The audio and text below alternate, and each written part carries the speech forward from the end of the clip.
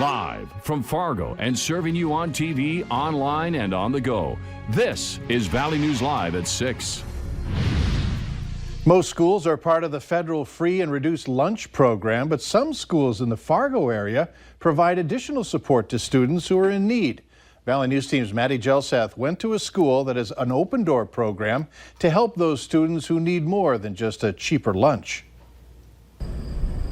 The principal at North High School says there's a need in the community to help provide clothing, hygiene products, and even food to students who can't afford these basic necessities. We have 20% of our students who are on free and reduced lunch, and so 1 out of every 5 students could benefit from some of our support.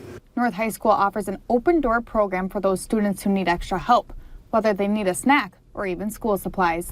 The basic necessities are important for all people, whether it's the clothing or whether it's food or whether it's a roof over their head. The theme at North High School is building champions, and that's the goal with this program. It gives students a chance to connect with teachers or counselors to get that extra help. It's not always about the things that happen in front of the classroom. It's all those other relationships that we build with kids. Dolan says students who use this program are grateful and appreciate it. Reporting for Valley News Live, I'm Maddie Gelseth.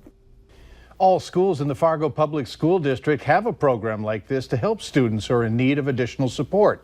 If you'd like to give to a program in the district, you can go to our website at valleynewslive.com for additional information.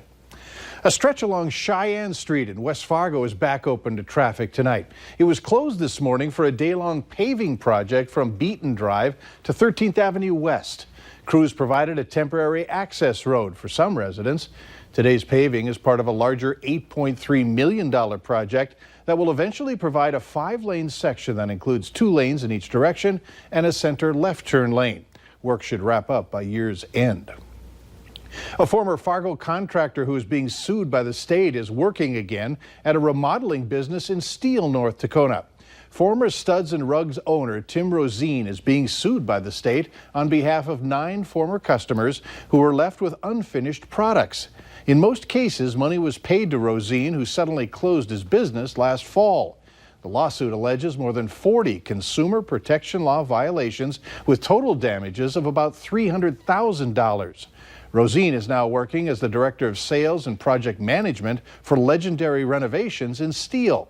Assistant Attorney General Peril Grossman says that as long as Rosine is strictly an employee, he isn't violating any laws. Although Grossman says that they don't see any risk of fraudulent behavior from Rosine moving forward, they will continue to monitor his activity.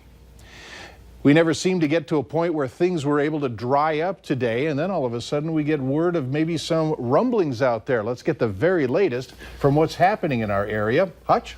Well, we've had passing showers, a few rumbles of thunder with some brief heavy rain from time to time across the FM area and the Southern Valley, and that continues.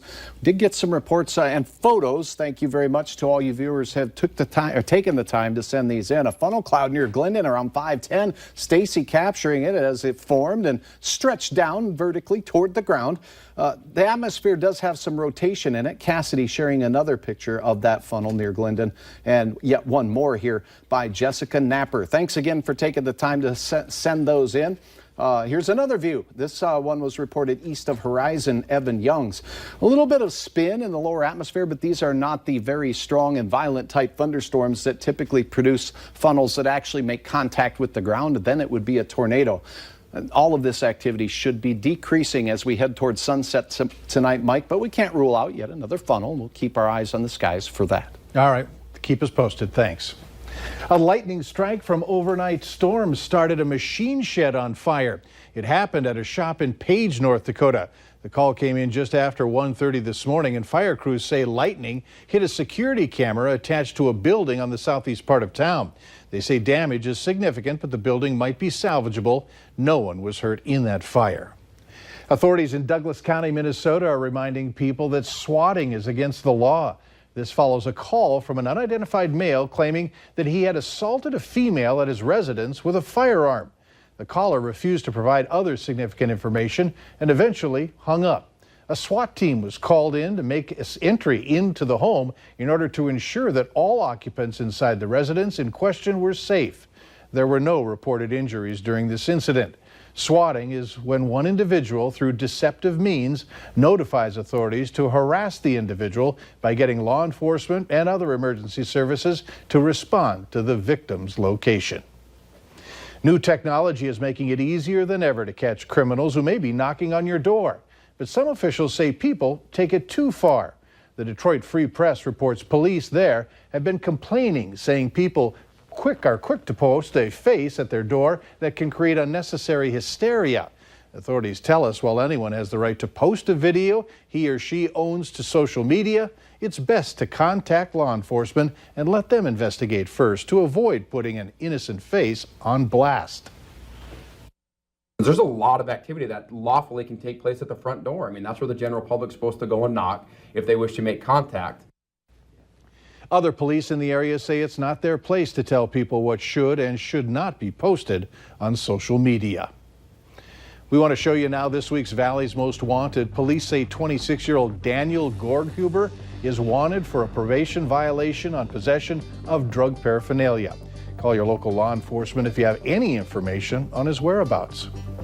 A man from Wadena, Minnesota is behind bars tonight. It follows a drug bust. The Wadena County Sheriff's Office, with the help of other agencies, arrested 29-year-old Bruce Allen Perrin. Officials say that charges are relating to felony first-degree sales of a controlled substance out of Otter Tail County. Perrin was taken into custody without issue. He was transported to the Otter Tail County Detention Facility. Animal control officers have shut down an unopened pet store after finding 36 dead animals in Rapid City, South Dakota. The Rapid City Journal reports an anonymous complaint prompted the investigation at the Pitter Patter Pet Store on August 16th. Officers seized another 90 animals from the business. The owner could face charges that carry potential fines and jail time. The animals that were seized are being cared for at either the Reptile Gardens or the Humane Society of the Black Hills. The first biorefinery in the region that takes agriculture byproducts and converts them to ethanol will be built in Grand Forks. The Red River Biorefinery will provide 45 direct and indirect jobs to Grand Forks. It's also investing $35 million into local construction, contractors, and engineering into the community. Well, this project will benefit the local community and the region because it will add to the property tax base and will add sales tax to the region. So generally, there'll be more resources available for all the taxing entities in our region.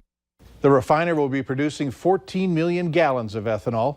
Red River Biorefinery plans to open in the fall of 2019.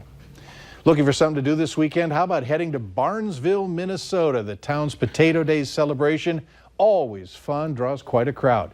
Today, Valley News Live set up shop near the food court where we love to chat with people and hand out cookies. Hutch Johnson, Robert Hahn, always popular. Folks wanting to know if there's rain in the forecast. Our thanks to everyone who stopped by today to say hi. It's a great opportunity to shake a hand and thank you for being Valley News Live viewers. Later on Valley News Live at 6, a Minnesota couple heads to the State Fair to celebrate a lasting love that has spanned 6 decades. A family that only has a limited time with their son doing whatever they can to keep a smile on his face. That story after the break.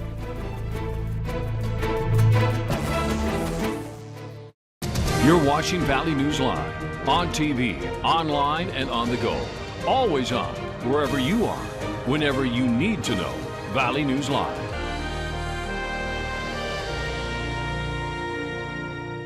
You're watching Valley News Live on KVLY, your hometown NBC station.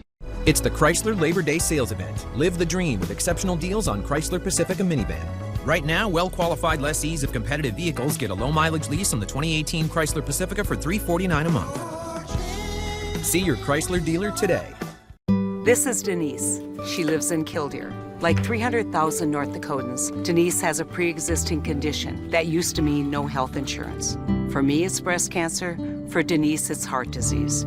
She has something she'd like to say to Kevin Kramer. Mr. Kramer, I don't know why you voted to let insurance companies go back to denying coverage for pre-existing conditions, but I know Heidi would never do that. I'm Heidi Heitkamp, and I approve this message for Denise. Strong buildings and strong communities start with strong connections. Butler Builders understand this, the importance of every piece and every part. every bolt, every beam, and every handshake. Each connection, a strong one. Built on quality and trust. Built on people. For more information, go online to gatewaybuilding.com. The problem with mattress salesmen is they've never built anything. They don't really know what's inside. They don't really know what breaks down in a mattress. The only thing they know is what some other salesman told them. It's not about how pretty the fabrics are. It's about the components. The advantage of being a builder versus a mattress salesman is that we control the quality. We control the components that go inside. And at Comfort King, we use the best components in the world today. It's the Chrysler Labor Day sales event. Live the dream with exceptional deals on Chrysler Pacifica minivan. Right now, well-qualified lessees of competitive vehicles get a low-mileage lease on the 2018 Chrysler Pacifica for $349 a month. See your Chrysler dealer today.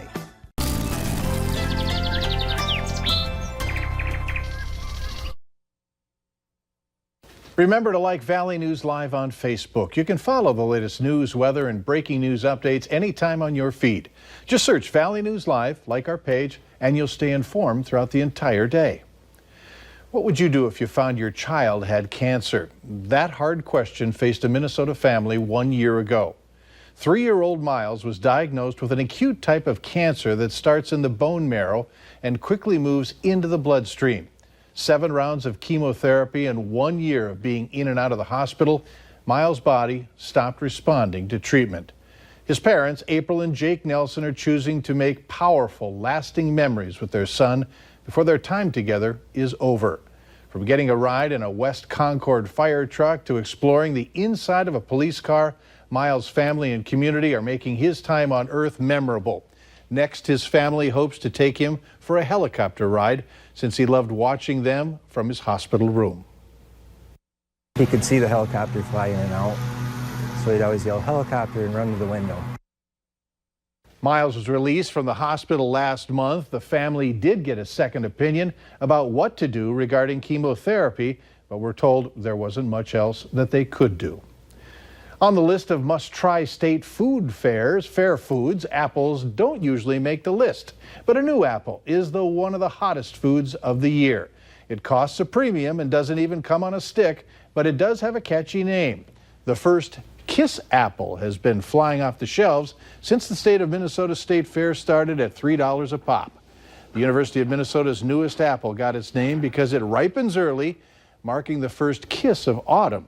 It took about 10 years for the Pine Tree Apple Orchard to grow the trees that grew these.